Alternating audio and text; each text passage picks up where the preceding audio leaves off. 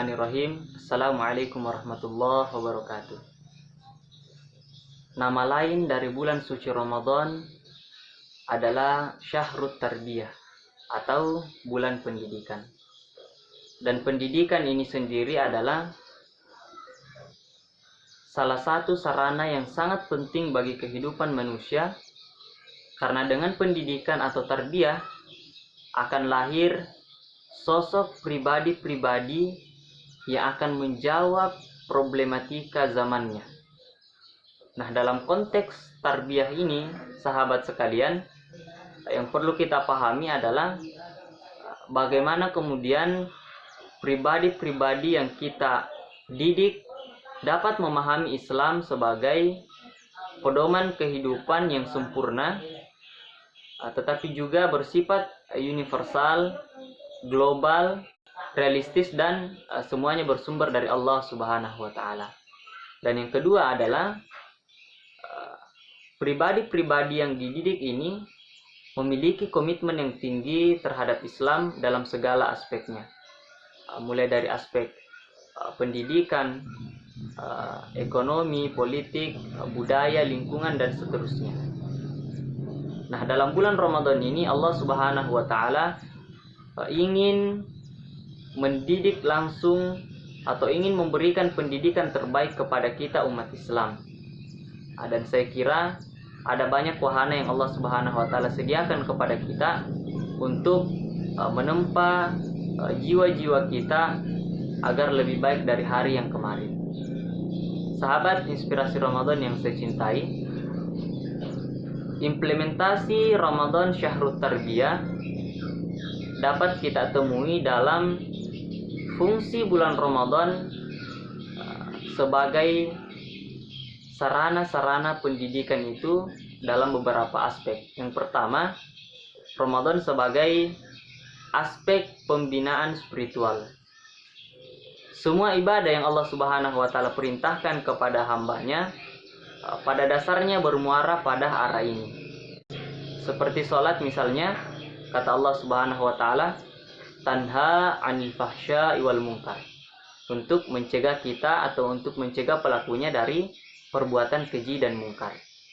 Nah, begitupun dengan ibadah puasa yang Allah perintahkan kepada kita di bulan ini, yaitu untuk mengikis jiwa-jiwa kerdil yang ada di dalam diri kita, untuk menghilangkan sifat-sifat kedengkian dan ketidakjujuran dalam pribadi-pribadi kita.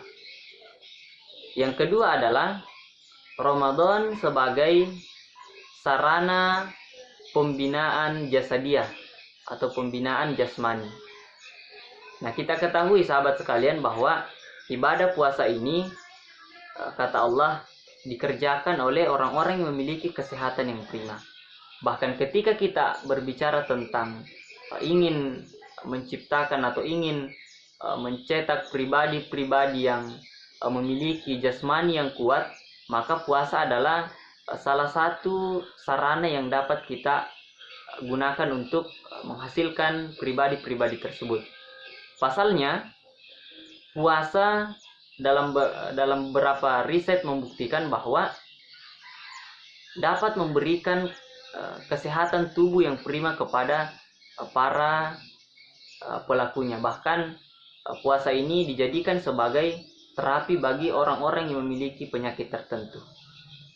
Sahabat inspirasi Ramadan yang saya cintai, yang ketiga, Ramadan sebagai sarana pendidikan ijtimaiyah atau pembinaan sosial. Salah satu makna yang kita tangkap dari ibadah puasa ini, sahabat sekalian, adalah mengajarkan kepada kita arti solidaritas, arti peduli sesama. Dan makna ini kita dapatkan ketika kita merasakan lapar dan dahaga. Di saat itulah kita berpikir betapa sengsaranya saudara-saudara kita yang tidak berkecukupan. Dan di saat itu pula Islam melalui ibadah puasa ini mengajarkan kepada kita pentingnya bersedekah, keutamaan berbagi, keutamaan saling memberi hadiah, dan seterusnya. Yang keempat adalah Ramadan sebagai sarana pembinaan akhlak. Dan untuk poin inilah Nabi Shallallahu Alaihi Wasallam diturunkan ke permukaan bumi ini. Dan ibadah puasa yang kita kerjakan ini pun ingin membentuk manusia-manusia yang memiliki karakter atau akhlak yang kokoh. Dengan kejujuran yang diajarkan kepada kita, selama menjalani ibadah puasa ini, ingin memberikan pemahaman bahwa manusia-manusia muslim itu kekuatannya ada pada kekuatan karakternya. Dan karena kekuatan karakter inilah yang membuat kita menjadi manusia muslim yang unggul. Yang kelima, sahabat sekalian, adalah Ramadan sebagai sarana tarbiyah jihadiyah. Aspek terkecil dari pendidikan jihad atau pendidikan kesungguhan ini, sahabat sekalian, adalah pada tekad kita untuk mengalahkan hawa nafsu, rasa malas, dan seterusnya. Dan Ramadan mengajarkan itu kepada kita, bahwa berpuasa tidak saja mengharuskan kita meninggalkan makan dan minum, tetapi juga meninggalkan beberapa hal yang Allah Subhanahu wa Ta'ala larang, melalui pendengaran, melalui mata, melalui lisan, tangan, dan seterusnya. Allah Subhanahu wa Ta'ala menginginkan agar kita semua menjaga hal-hal tersebut, agar kita tidak terjerumus kepada hal-hal yang Allah Subhanahu wa Ta'ala murkai.